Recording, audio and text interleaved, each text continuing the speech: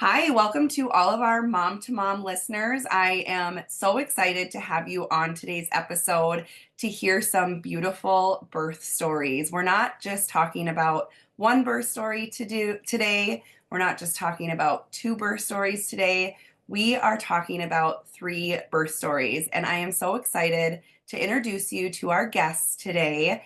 They happen to be How to Mom clients.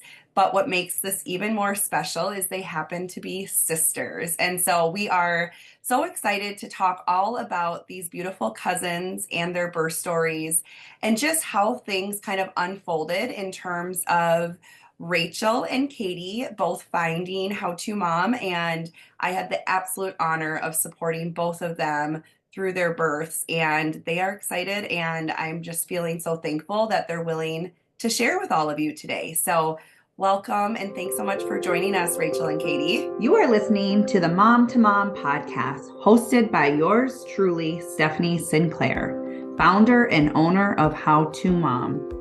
How to Mom is a community and a support group for all moms, with many birth, family, and wellness services offered. We are on a mission to make the journey of motherhood a little less overwhelming. With our team of doulas, lactation professionals, and photographers, we spend our days educating families on pregnancy, birth, postpartum, and parenthood. During these episodes, you will hear stories of triumph, heartache, and hope. You will hear time-tested tricks shared by moms and women. You will hear a variety of birth stories that will resonate with all birthing families, advice from professionals who have dedicated their teachings to pregnancy, birth, and mothers.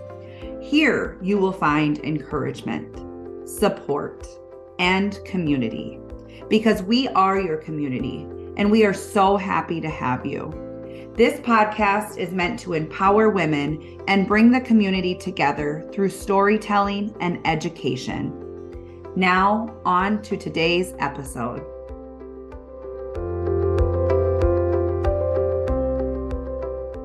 Thank you for having us. We're happy to be here. Thanks, Stephanie. Yeah, so what I think is so important to kind of go back, we are going to go pre-COVID, pre-pandemic time, is where this story starts. And I think something that's really kind of beautiful and unique, what happened when Rachel was pregnant with her first, is she was introduced to How to Mom through another professional who kind of works in the birth space. And we often talk here at How to Mom about how important networking is, because we really are this like small tight-knit family here in the Twin Cities who, have this passion of really helping women through pregnancy, birth, and postpartum. And so I will let Rachel start off with sharing her first story, but she was actually given my name through a pelvic floor therapist. And Rachel, if you're willing, I think it would be great to start your first birth story at that interview, because there was something really fun and interesting about that part of your story. You bet. So as Stephanie mentioned, right, I had been seeing a pelvic floor therapist. I had terrible hip pain all throughout pregnancy. And throughout that time, I was really interested in having a doula. It was something I was really considering. My husband was more on the fence. But once I found that pelvic floor PT, she and I got to talking about doulas and just kind of birth in general, and she referred me to Stephanie. So by this point, I think I was about 36 weeks pregnant, so it was quite late in the game. But I think Stephanie, you and I had a quick phone call, and then I convinced my husband to meet with you. And I think we met at a coffee shop. Yep. And we had, like I said, I was really interested in a doula. He was really on the fence. And so we had a code word that we were coming to the meeting prepared with, so that we could tell each other whether or not we thought you would be a good fit. Get out of there quickly. Right, or if we needed to leave. And we both just knew right away that you just felt like family. We just had to have you as part of our birth team. So it was just from there, after meeting you, it was the easiest decision. And I think just by fate, I think you had like two births scheduled that month and they both went early. So you happened to be available. So we were able to have you join us so late in the game. All stars all stars aligned. The stars definitely aligned. So we But were really quick, just because, and please know, like you're not alone, especially as a first time mom, or your husband is definitely not alone. Like, what were the reservations? Because please know, so many people are going to be able to relate as to like why you kind of. I know maybe you didn't necessarily question, but like why you guys were maybe a little hesitant moving forward with a doula. Yeah, I'll maybe even back up a little bit before then. I I really always cared about my birth experience and I really wanted it to be a positive experience. And I really think, Katie, that came from partially from our mom. She always spoke so highly about the birth of both of us Oh, and yes. the experience, right? And I don't know if everyone always hears that message about birth, Right. but she always had such wonderful things to say about our births and just, your body knows what to do and it takes over. So I got really interested in birth and in learning about kind of unmedicated births. And I was following a lot of different doulas and podcasts. Really was interested in finding a doula. But when I talked to my husband about it, I think his reservations were just, what if we end up with somebody that we don't really like or who kind of annoys us, then we're stuck with this person through this whole labor, and it's going to be distracting. But I think as I started learning about all of the things that I was looking for, right, somebody to kind of set the mood and the environment, and even things like dimming the lights and hip squeezes, I thought, well, there's no way that I can expect my husband Brian to know how to handle all this and comfort me. Not to mention, he gets quite queasy in medical settings. Like the guy struggles even to get shots. So I just felt like I there was no way I could reasonably expect him to do everything that I was looking for someone to do to support me, to give me the experience or help me get the experience that I wanted to get. Absolutely. Thank you for sharing that part. I think that's an important part of your story. Yeah. But like I said, once we met you, it just felt right. It just felt like the perfect fit. So we were able to meet with you a couple of times before we finally went into labor. And then with my first birth, we didn't know what we were having. Ended up being my daughter. But the her due date kind of came and went. That was really hard emotionally. So you were super helpful just from that regard of kind of helping us, understand how normal that was, and trying to stay positive and just kind of keep busy and keep doing some of the things that could help us get labor started. But about a week after the due date, I think I started feeling contractions kind of early that morning. And then by that afternoon, I figured I was in labor, Mhm. kind of increasing in intensity. And then I think you gave us some good advice to stay home and try to sleep, which which we did. Um, and then I think the contractions just kind of kept increasing in intensity. And then by about 1 in the morning, I think we called you and said, my water broke. Yes. And your body knew exactly what it was doing. Yeah. And then I actually had group B strep that first pregnancy. So we went into the hospital right away. I don't think it was really much of a question in terms of how long we would labor at home. I think we just kind of planned to go right away. And just Um, for those listening who may not know what that means or what that entails, if you test positive for group B strep, which there's nothing wrong with it, some women just have that present.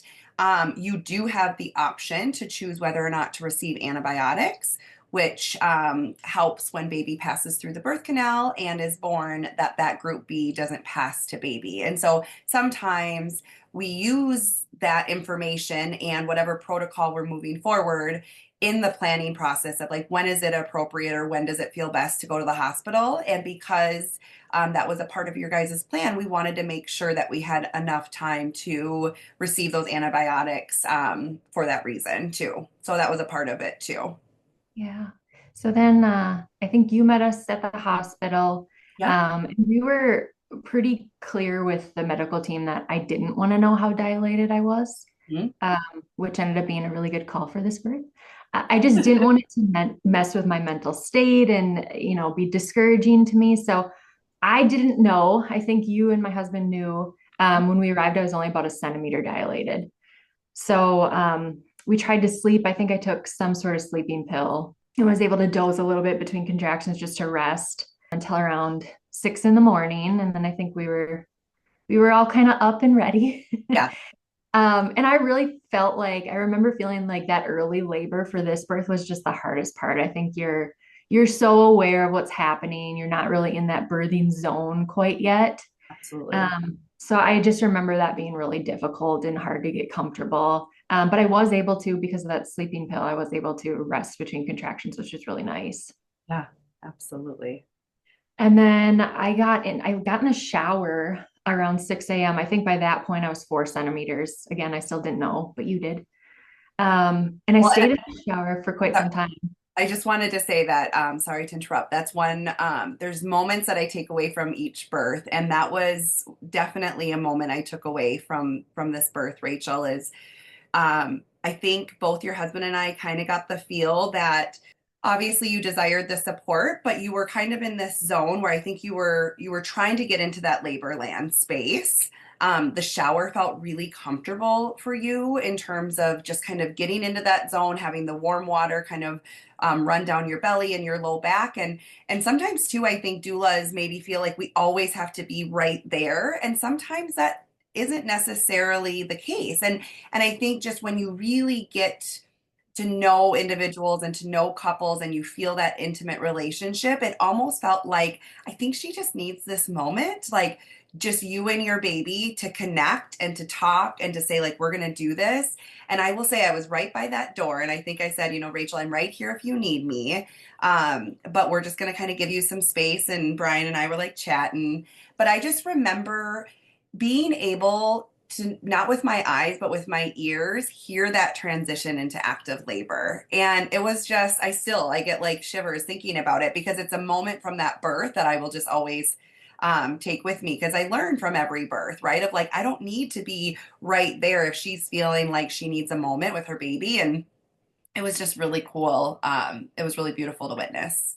And I think the shower, to your point, like the shower felt so good. And I think that's when I finally was able to get in my birth zone and just turn my head off a little bit. And I kind of got into a routine of like turning from one side to the other between contractions in the shower. And I remember it felt really good to stand. Um, and this was like a power shower because I think I then was like 8 centimeters by the time I came out of the shower. So Seriously, I could hear it. I was like, things are happening.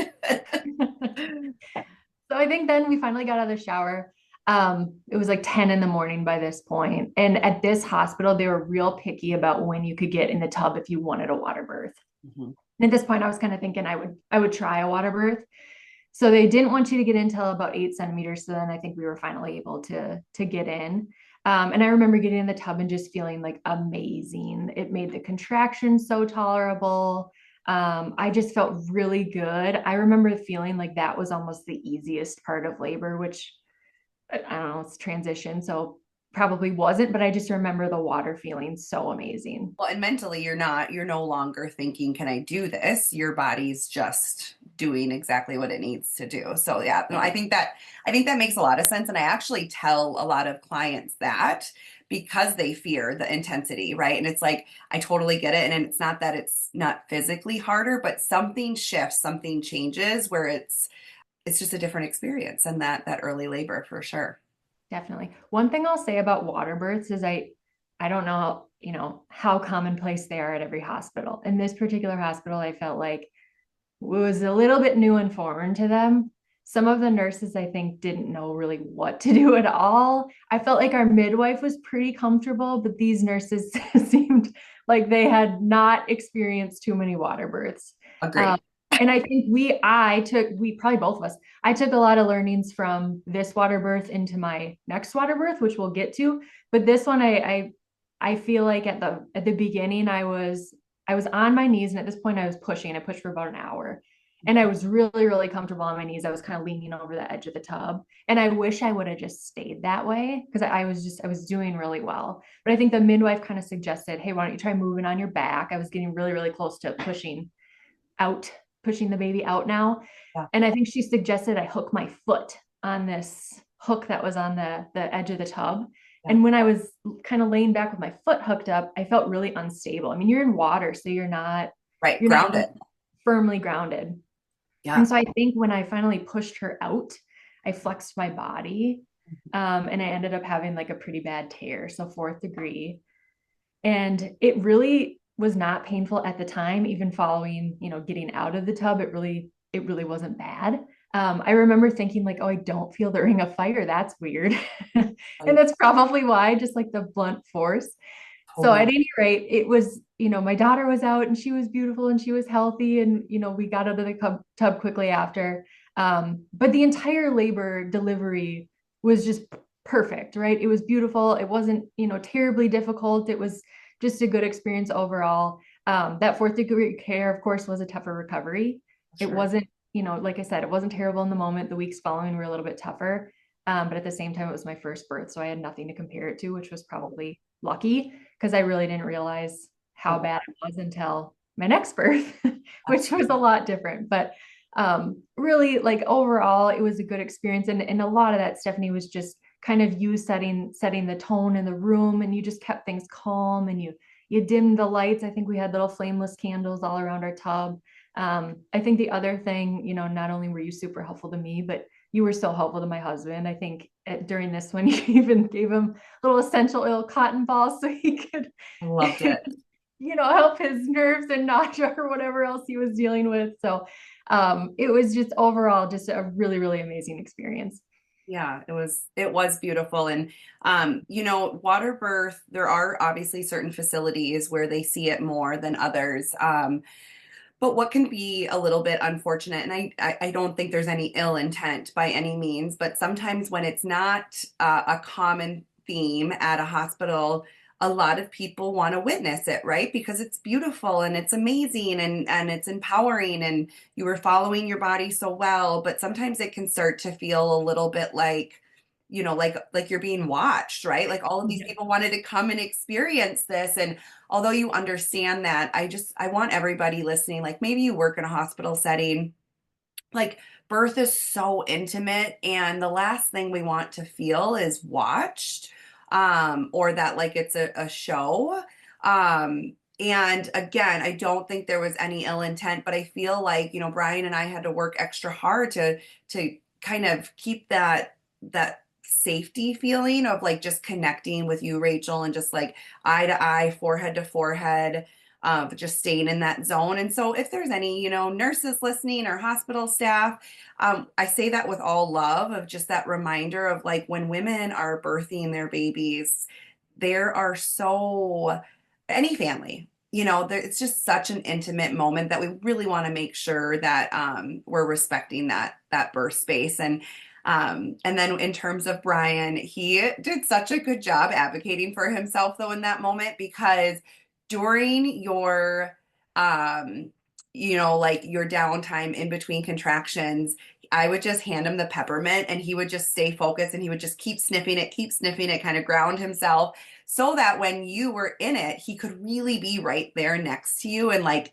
present and speaking words of encouragement. But then in between, he would kind of come back and center himself. And I just remember thinking it was such a fun experience to see him feel like he was able to be present in a moment where he kind of questioned if that was gonna work out that way. So it was really cool to witness. Well, definitely. And I think having you there was a comfort to him as well, because I think he knew that, you were also there helping me if he couldn't be there. It just took some of the pressure off him. Um, Absolutely. and I also remember, I'm a louder birther.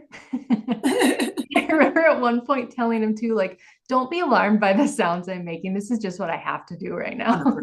He was like, okay. Him and I were like in a corner, like we were very close. We were like tucked away in the corner to try and stay right by your head. So, no, you did such a wonderful job, kind of letting your body lead and trusting, even when it feels really scary, right? Of like, I don't know what's happening. Why are these noises coming out of my body? Um, and so I think, yeah, so I think postpartum obviously was difficult. We also, I want our listeners to know this was literally right before the pandemic. So there was a lot of things as a first time mom you were experiencing in that, very vulnerable, raw, brand new time.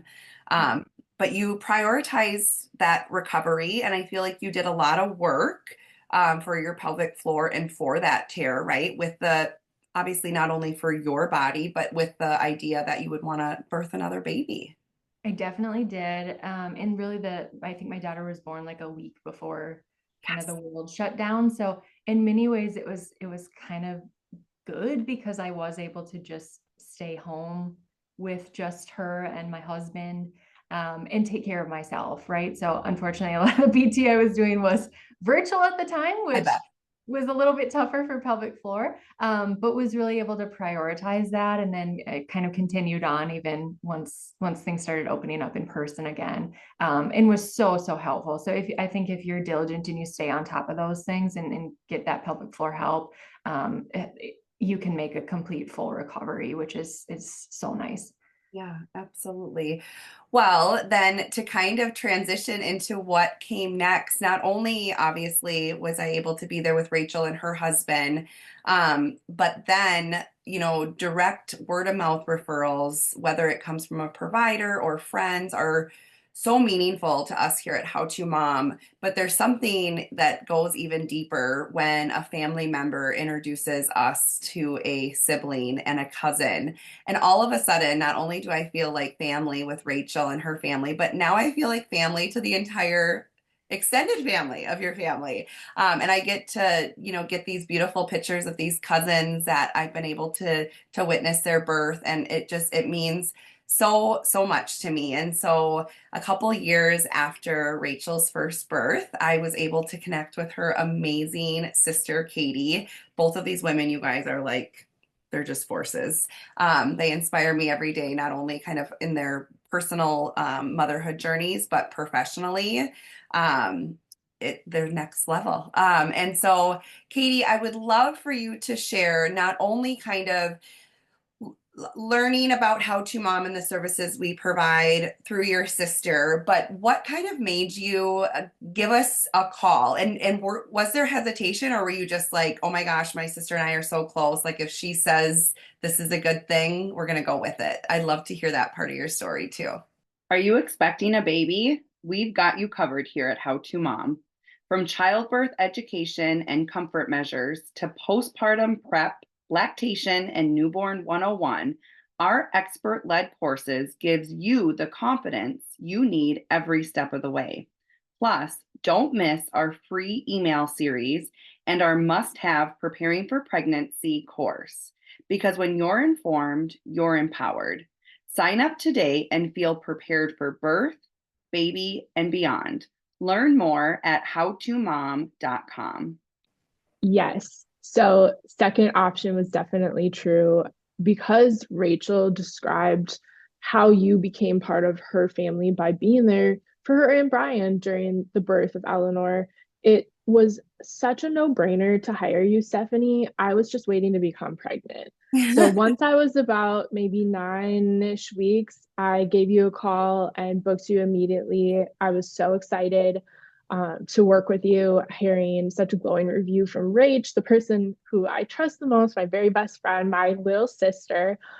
So it was just a beautiful experience to get to work with you through the whole pregnancy and into overtime. So just like Rachel going overdue with Eleanor, I went overdue with my first as well.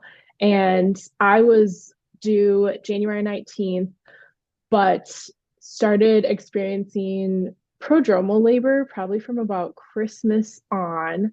Um, and, the midwife I'd been seeing throughout my pregnancy was such a lovely person. We really connected, but towards the end, we did not see eye to eye on the plan. I really wanted to go as natural, low intervention as possible and just let my body decide when it's ready to give birth.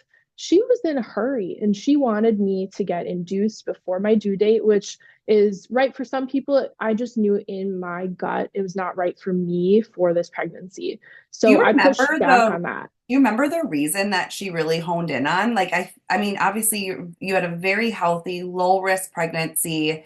What was the push? I can't even recall. Great question. It was, there was it was a reach in my opinion. I had come down with COVID prior to getting pregnant. So I wasn't even pregnant yet. So because of that, though, because of the way your cycle is counted as day one, even though Yeah. implantation couldn't have even occurred then, I was supposed to get a third trimester ultrasound. And during that ultrasound, they determined that I had fetal macrosomia, also known as big baby. And then this particular midwife was going to be at the hospital around week 38 and 39 for me. So she was pretty antsy because she wanted to be there, which I adore her for that. But I really was not feeling like it was a baby that was too big to birth. And I knew that because at the 20-week anatomy scan, my baby was only measuring in 50th percentile. I just didn't feel like it was a big concern. And I really wanted to try to go natural. So she and I clashed. And then suddenly she's unavailable for my 41-week appointment. Imagine That's that. Her schedule just got right. so jammed. So no worries. I scrambled to find a new provider for the rest of my appointments and continued with expectant management. And, we made it pretty far. I went to 41 weeks and 6 days before I gave birth. So almost the 42-week mark. But at 41 weeks and 4 days, it was January 30th. I was desperate to get this show on the road. I had a non-stress test appointment with a random OBGYN I'd never met before, but I let her give me a membrane sweep. And then that same day, I was running all over town. I went to acupuncture.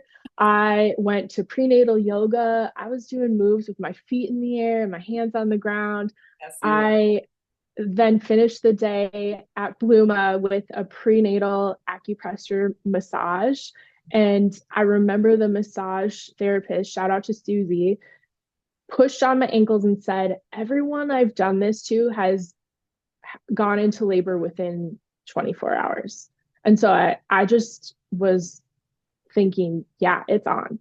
But the next day, it was January 31st. It was 41 weeks and 5 days. Having a January 19th due date, I felt pretty safe I was going to give birth in January. So I was kind of attached to this particular day. 7:30 in the morning, I had just been complaining to Stephanie about how discouraged I felt because I tried all these things the day before and I just felt like I was going to be pregnant forever.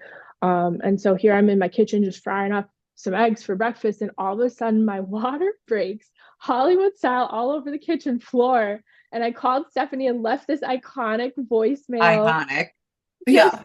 so elated. I was laughing, I was crying. It was one of the most memorable moments of my entire life because I just felt so encouraged that I was going to have this baby. But It was a really special message, and I saved it and I sent it to Katie because I was like, this is such a big part of this baby's story. And I want people to know too, listening, just in terms of like, if you have a situation with a provider where they're really leaning on this big baby theory that's not backed by evidence, of course, I want you to hone in on what aligns with your values and what feels safest for you. And that is okay if it looks different. But for Katie, we really talked and prepared a lot. Not only that, like her body was going to grow the most perfect size baby for her to birth, and that's really important mentally. But also we have this story of Rachel's birth too. That like it was not. First of all, it's not uncommon in general. But then on top of that, we knew kind of within their family that that was a very normal occurrence to go over this like set due date. And I think too, Katie, when we talked and we were kind of talking about like what are other things that we can do, not only to hopefully help your body progress, but I really wanted to like help take care of your mind in that moment, right? Because it very easily can feel really discouraging. Like Katie said, like, I'm going to be pregnant forever. Like, we know in our rational brain, like, that's not true. But when you are in that state, you literally feel like I am going to be pregnant forever. And I remember thinking, we can do all the logistical things, right?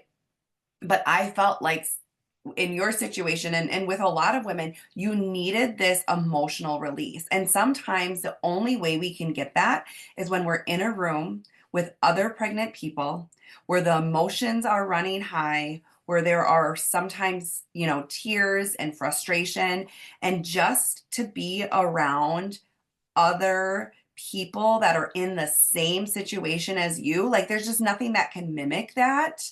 And even if, right, you didn't go into labor that night, do you feel like that really did play a role in taking care of your mental health in that moment?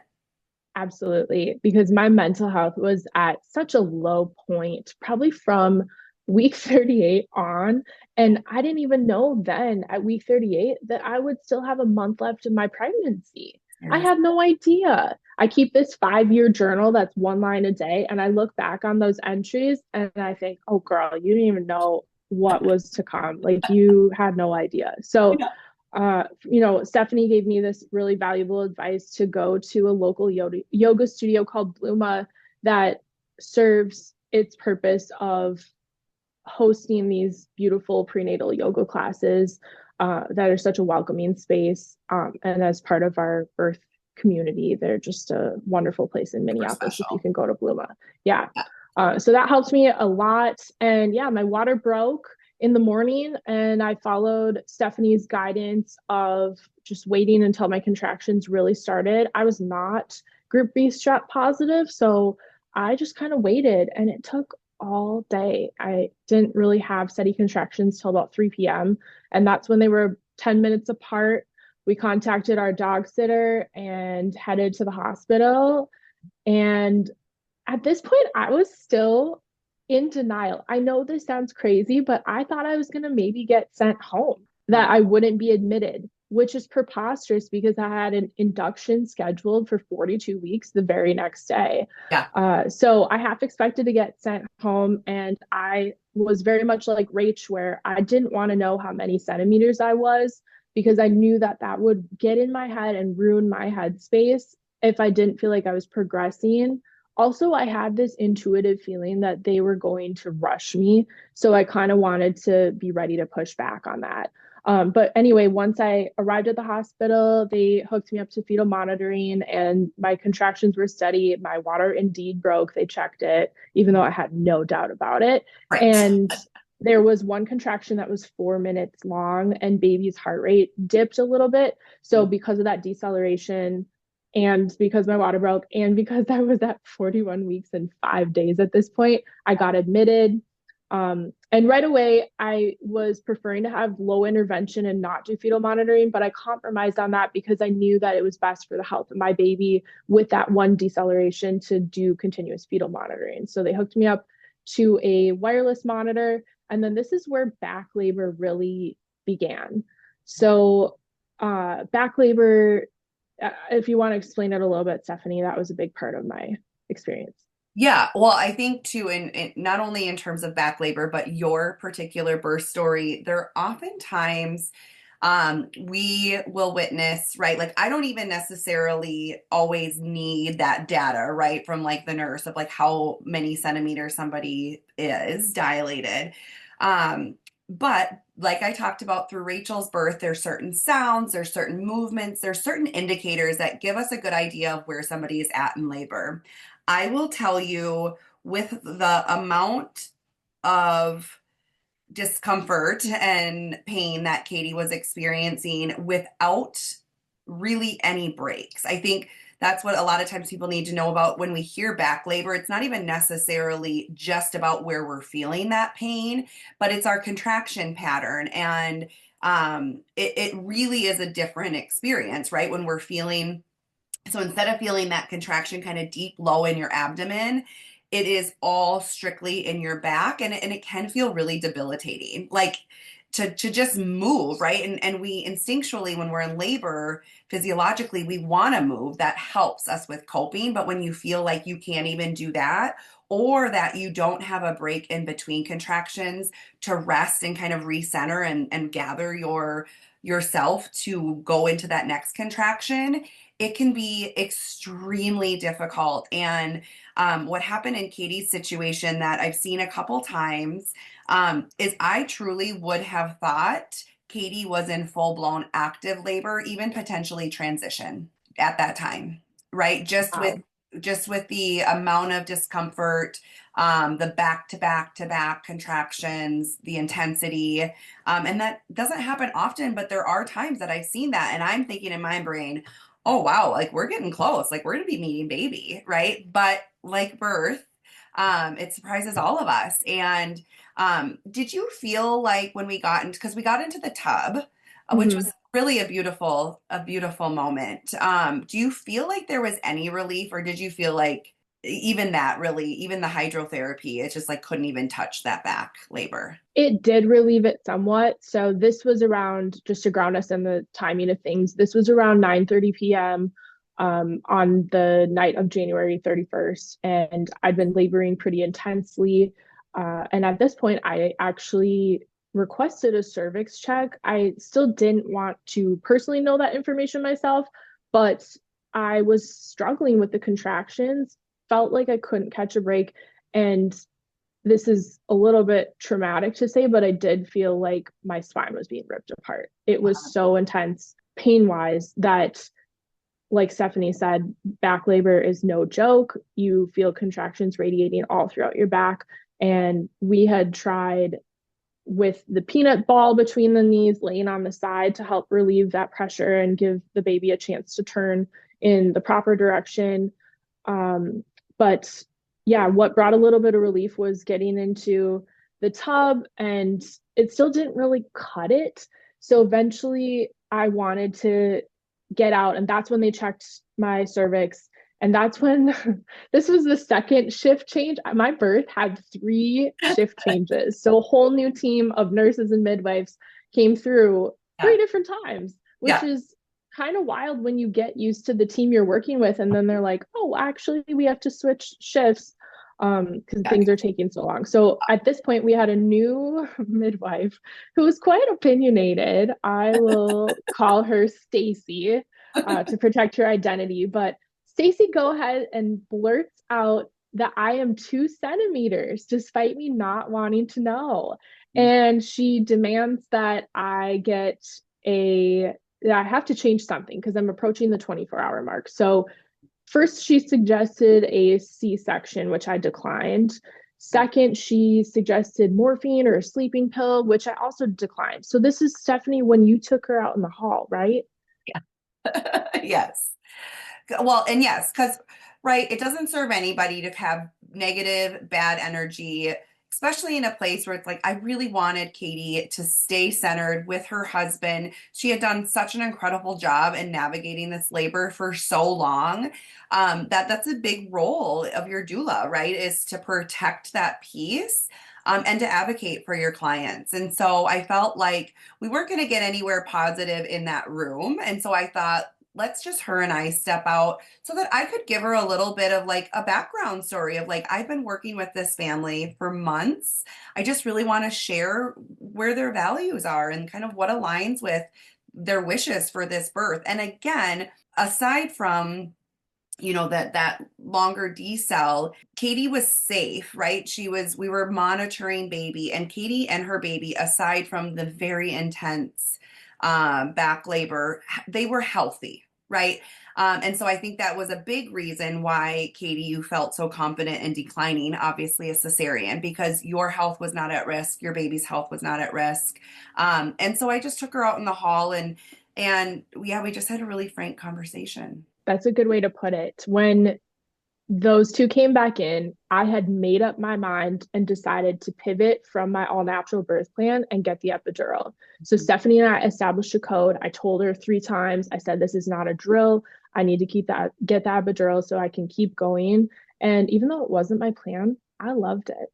Heck yeah. It felt so good to get relief finally. And at that point, I was able to actually get some sleep and sent Stephanie home to sleep as well. And I think I also, before the anesthesiologist came in, I remember I threatened Tracy,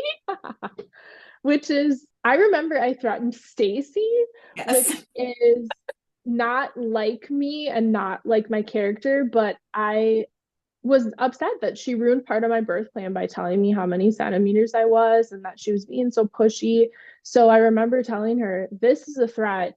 And if she doesn't let my husband Blake tell me the gender of our child, which is the #1 piece of my birth plan that was most important to me, that she would regret showing up to work that day. So I told her that I was upset with her and she knew it. But I once think I got the epidural, you felt yeah, backed into a corner, right? I And when we no did. longer feel safe, we're laboring a child, that in itself is like enough work. We don't need to feel like we're really having to advocate um and you know what? I think it was okay. You made sure that she knew we're here. Labor has not necessarily gone how I envisioned. I need to hold on to this one piece that I'm looking forward to. And I think that was absolutely okay to let her know that. But what I really want people to hear too, because I really think there's always so many beautiful things to take away from birth stories. Katie's birth story, I think, is such a great insight to sometimes we have to pivot, right? And there are tools that we are able to use in labor if needed.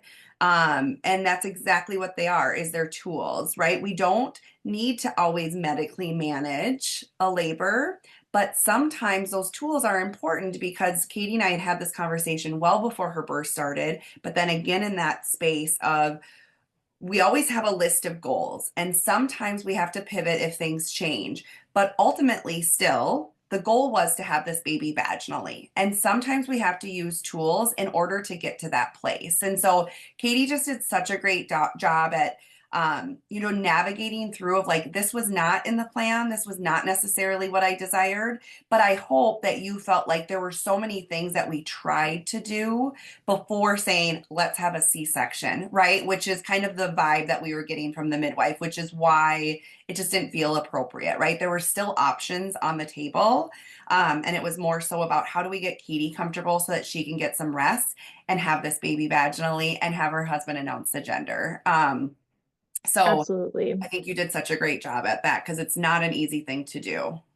Thank you. I appreciate you saying that because I did really feel inclined to have a natural, no intervention or at least low intervention birth, given that, mine and Rachel's mom gave birth to both of us naturally. And then Rach had this beautiful natural water birth. And so I'm next to give birth. And I did want to follow in their footsteps and feel confident in myself that I was strong enough, resilient enough to give a natural birth. But wow, I loved the epidural and I Again? would gladly do it again if it came down to it because it allowed me to keep going. And once Yes. you reach that 24-hour mark of your water being broken, the hospital staff does get antsy, and rightly so. You don't want to get an infection. So their reactions and their suggestions were entirely appropriate. However, I felt empowered through Stephanie's guidance that I could pause and really choose a path that was going to work for me. So the epidural was placed. It was incredible. I was able to rest. I had some of the best bone broth of my life because I was famished. I was so starving.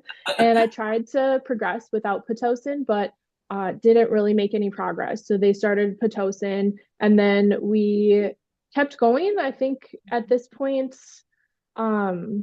we were they announced I was 7 centimeters. It was around noon on February 1st. So now it's a new month. It's February February, now. baby. And Stephanie came back. She had gotten a little sleep. Yeah. And Fresh. I was laboring with the peanut ball through her guidance.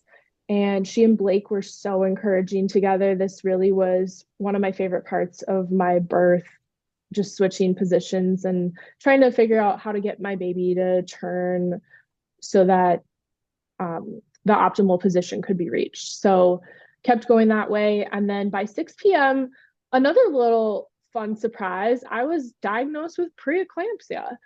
And they told me that I had premature rupture of membranes, which I remember being so perplexed about because I always thought of preeclampsia as something that people get long before their due dates. And here I was just hours away from 42 weeks. Yes. Yes. So they just had to do a little extra monitoring, which didn't change the outcome of anything since I was already on continuous fetal monitoring. And then by 7:30 p.m., I was at 9 centimeters and I expressed that I felt pushy. I felt a lot of pressure. And this is where I laugh about my birth story because this whole time where this particular midwife who we're calling Stacy keeps rushing me. Now she's saying to hold that baby in because they have to do another shift change. So this was the third shift of midwives and nurses, which was a delight because I actually got my favorite nurse back. Yep. So she went home, slept, clocked in for work the next day, and I'm still going. She's like, you waited for me. Yeah, because the whole thing was from water break to baby, 37 hours. Tough. It was a long time. So then we got the new crew in place. I held the baby and they said I had an anterior lip, and they didn't want me pushing until that was out of the way. So they increased the Pitocin and increased the pressure. And then around, I think 8:30, I started pushing. And by 9:25, my baby was born. And I shouted, I just had a baby. And then Blake told me, it's a girl. So sweet. It was such a beautiful moment. And I was in shock and awe. I swore it was a boy the whole time. And, Rach and I don't find out genders for all our pregnancies. And I think it's so special to find out at the end, right? Because you're going to find out inevitably through a piece of paper, through a phone call or a test result. But I think the best way to find out is when you actually get to meet your baby. I was just gonna tell So the listeners special. that both of these women were so strong in waiting almost 10 months to find out the gender. But I will say, those are moments that you never forget when you attend a birth and you get to witness that, of just that announcement. And I think too, Katie, you were so good to yourself right away in terms of like, you were like, I did it, like I did it. Like you right away, you were like, I navigated through all of that. And here she is finally here.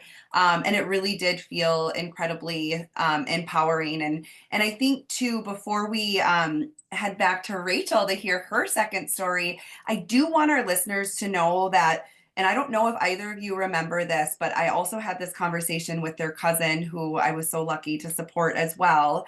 That sometimes, when we share our birth stories, or you have a best friend or your sister, it is really, really easy sometimes to compare our labors, right? And like what Katie kind of mentioned a little bit ago of like, I wanted to like show myself I was strong enough, right? My mom had unmedicated births, my sister had an unmedicated birth. But there's just no comparison. And there's just so much beauty in each and every story. And I remember sitting down for sure, Katie, at your house when we met. And I said, I just want to let you know that you are absolutely right. Rachel had an amazing, beautiful, empowering birth, but this gets to be your daughter's story. And whatever that looks like, that however you navigate it and whatever choices that you make, is there's just not going to be any comparison.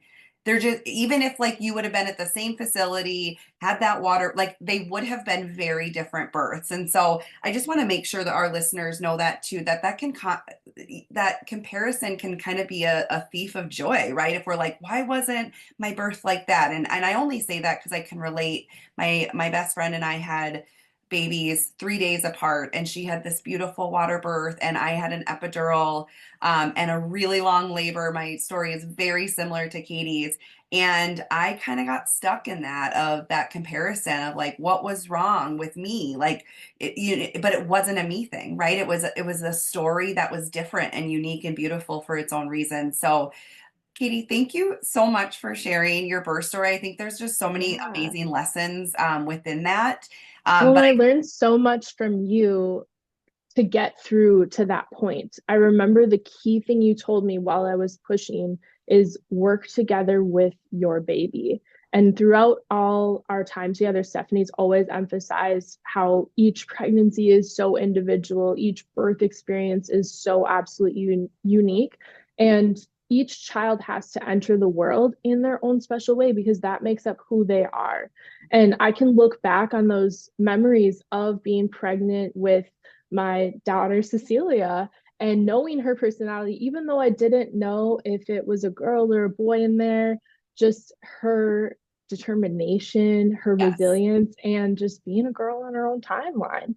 During fetal exactly. monitoring, she would try to kick that monitor off, like, I don't need this. And there was a non-stress test where the test was ended within 2 minutes because I pushed that button so much.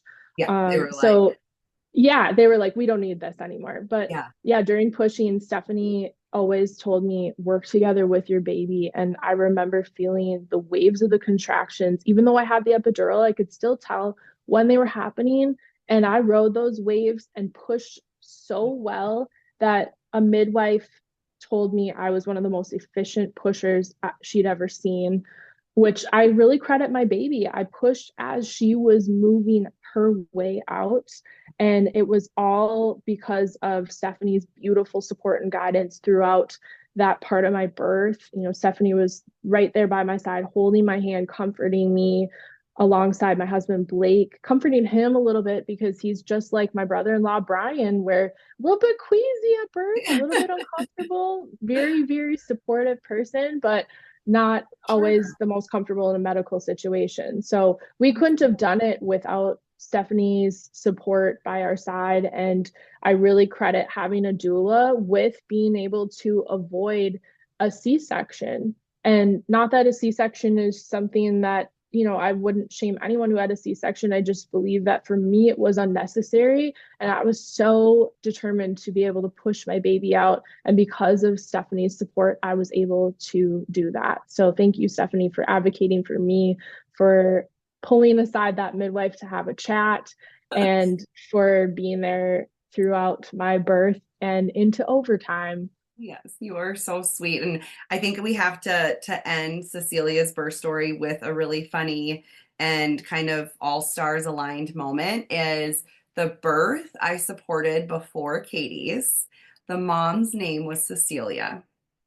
And so when beautiful Cecilia was born and it was announced that she was a girl, we were, of course, all overjoyed to meet her. But then to learn what her name was, I was like, what? Like, that was a first, right? In my 10 years of being a doula, I just was like, I don't know, it was all warm fuzzies, right? Of like, this is just all really aligning the exact way it was supposed to. So I wanted to add that part of the story. I thought that was pretty special. So then, not long after that, I was contacted. Well, Rachel and I have just stayed in touch, of course, being close and talking about supporting her sister and cousin. But I was so excited to hear that Rachel was expecting again, and I felt really lucky that she called me again right away, and we decided to work together again. Well, it was a no-brainer. I think you were like the one of the first people that we told we were pregnant. We wanted to make sure we got you to join us again. But we were pregnant again. And what I would say too is even before we got pregnant, it was interesting because every time I would see either a midwife or an OB and they would look at kind of my medical history and see that tear, Mhm. they would recommend, hey, if you ever get pregnant again, you probably should consider a C-section. Because if you know, have another bad tear like that, it could really kind of cause some long-term damage. So I think that was kind of always in the back of my head. I definitely didn't want a C-section, but you know, it was scary, right? I was gonna say, like a lot of fear. Yeah.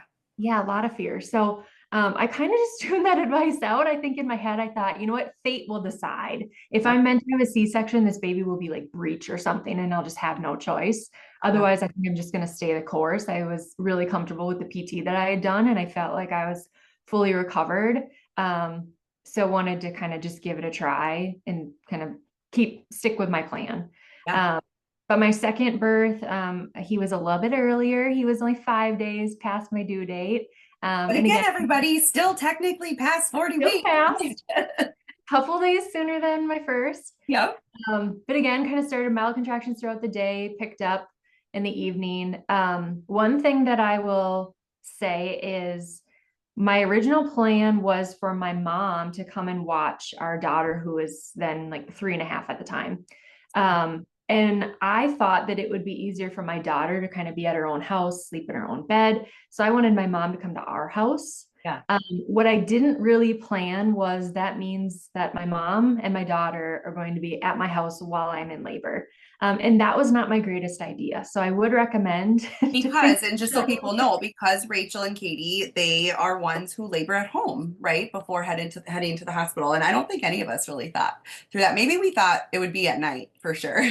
For sure. And so it's, you know, it's dinner time, it's bedtime. And actually my husband was kind of helping get our toddler to bed. So then I'm kind of laboring alone, right? Which was fine. It was only a couple of hours, but just something I wish I would have thought through to like, hey, maybe 4 p.m., just bring her over to grandma's and kind of out of sight, out of mind. I know she's safe and we don't have to worry about her. Good tip. But we ended up leaving for the hospital around 8 p.m. I'm kind of one that I like to labor at home for a little bit, but then I do kind of like to get settled at the hospital. Yep, I don't like to cut it too close and I don't like to be in transition in a car. So for sure.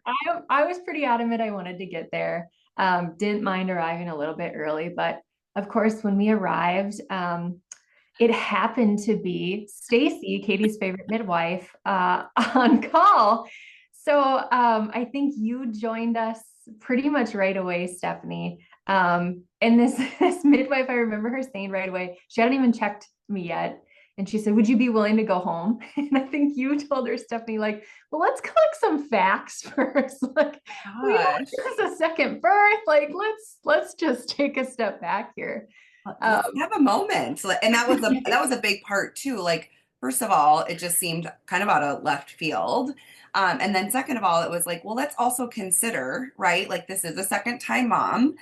She, relatively speaking, had a pretty, you know, progressed very well with her first. So it's not like we were talking a super long labor. So it's like, let's make sure we're like, gathering all of the data we need in order to make a decision. But I want people to know too, when I met them in triage, of course, like it's always so fun to meet a client and to just embrace them and give them a big hug and tell them, I'm just so proud of them and we're here and this is the start of the story. And I just remember Rachel looking at me and I think she, kind of had these big eyes and she was like, guess who's on call? And I was like, it's going to be fine. It's going to be fine. And it really was. I mean, Totally. she checked me right when we arrived. Again, I didn't know how far dilated I was. She told you and my husband that I was 3 centimeters. And she really left us alone the rest of the time. Yeah. I don't think we even saw her again until birth. I was pushing. So yeah. That was nice. So we got settled in the room. I think this birth I probably laid down a little bit more than I did my first birth. I got in the shower again and I remember that being really helpful. I think I labored in the shower for about an hour or so. But I remember this labor being a lot more intense than the first one. It was a lot faster. It was probably half the time. And I think the baby was a lot lower. So everything was just a little bit more intense. But Stephanie, you were so helpful. You were doing a lot of hip squeezes. And that was just so beneficial. So, but I think in my head, I think because I was comparing it to my first birth, which was a little bit slower, I was thinking I was just not very far along. And I think for this particular birth, it might have maybe been a little bit helpful to know how far along I was, whether that be a cervical check or just maybe somebody telling me like, hey, you're probably in transition. Cause I think I had no clue. Yeah. And I probably was in transition at that point and just didn't know it and thought that it was the shower again. It was that shower.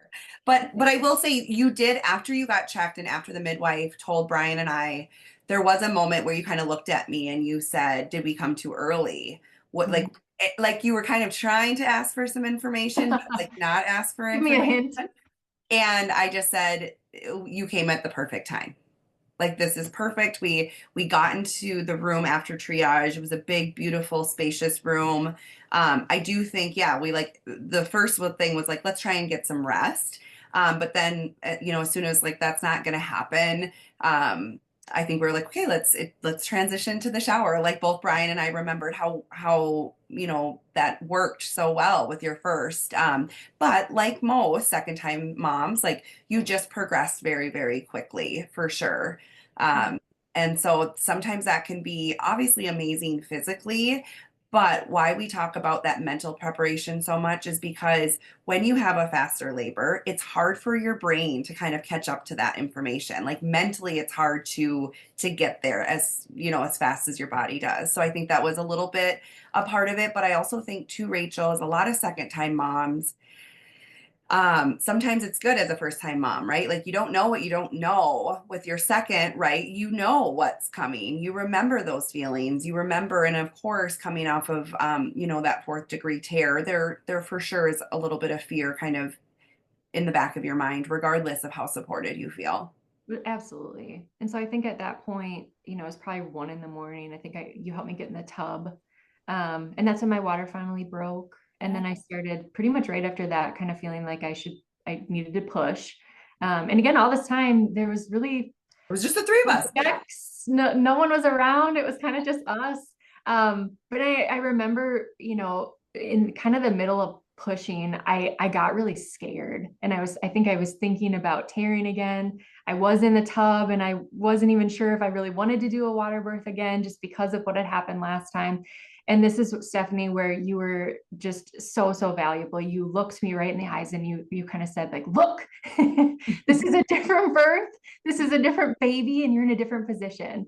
And you just really said the perfect thing. And I needed to hear that. And I just felt, safe and like I could do it. And I gave one push, and I think his head was out. Mm-hmm. And then I think it was one more push. So 2 pushes total. He was really easy to push out. Yes. And I actually caught him and I lifted him up. And then shortly after that, we found out he was a boy, and we were just over the moon. So it was, again, just a beautiful, beautiful birth. And again, Stephanie, you said the perfect thing at the perfect time. And I don't know what I would have done really if you hadn't been there in that moment. You're so sweet. Yeah, there's a lot of fear that can come after, a tear like that. And I think it's just reminding your body, like, we don't want to hold back, right? Because that was probably part of what that tear was, right? Is kind of that tension, because you were trying to ground yourself.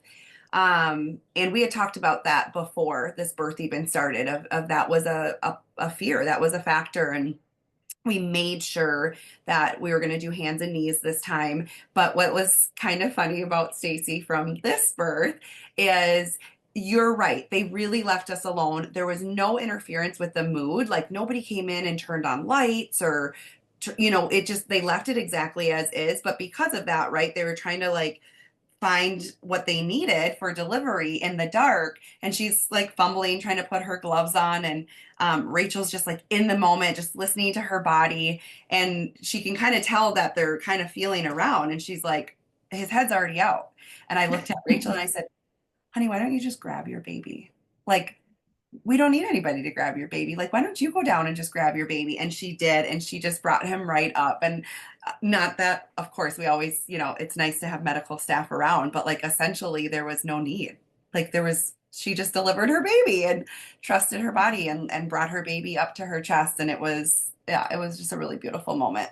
It was really special. I will say they don't give you a discount on your hospital bill if you catch your own baby. But it was really, really a special moment. And even after, Stephanie, having you there, my son was not a great nurser. He, later on we found out he had a tongue tie, so we struggled probably the first month, but just having you there right away and helping with his latch.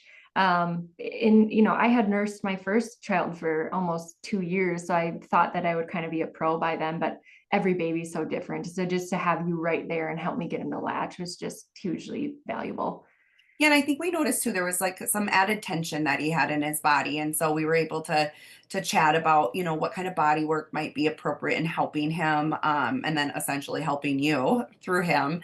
So yeah, it was an absolute joy. I'm so excited that you guys were willing to share your stories, with our listeners. I think each and every birth story is so beautiful. I think it's even more special to just talk about cousins who get to see each other and play every day and have the type of moms that they do, who are just really intuitive, really strong individuals, and they're just really lucky to have such beautiful moms to look up to. So I feel even luckier that I get to obviously be in your guys' lives personally, but Rachel and I get to do some fun things professionally, and Katie and I get to do some fun things professionally, and it's because they've inspired me. And so we get to be each other's village, and hopefully continue to make a difference in other families' lives. So thank you both for being here today and for sharing your stories. And I didn't tell you guys this, but we'll jump off so everybody can get back to their day. But if there is one piece of advice you could give to a mama listening to your birth stories who's pregnant right now and maybe really, unsure about what type of experience she wants for her birth or feeling nervous or anxious, what's one piece of advice that you would like to leave her with today? I would say, first of all, hire a doula from How to Mom. That was the best decision that I ever made. And I'm so thankful that you were part of our experience, Stephanie. But I think my biggest learning from my two births was just trust your body. I knew what position I needed to be in to push, and it was on my knees for me. And I should have just trusted that. And I think that's why my second birth was so much easier than my first birth, is I knew, and I should have just listened to myself. Such great advice. What about you, Katie? I love that. And I agree. You should always honor your intuition, your instincts, and verify that as well. Get a second or even a third opinion, because that's what helped me prior to giving birth to have the confidence to go so overdue. I really doubted myself a lot. Like, is this dangerous? Should I have listened to that first midwife? I was really in my head about it.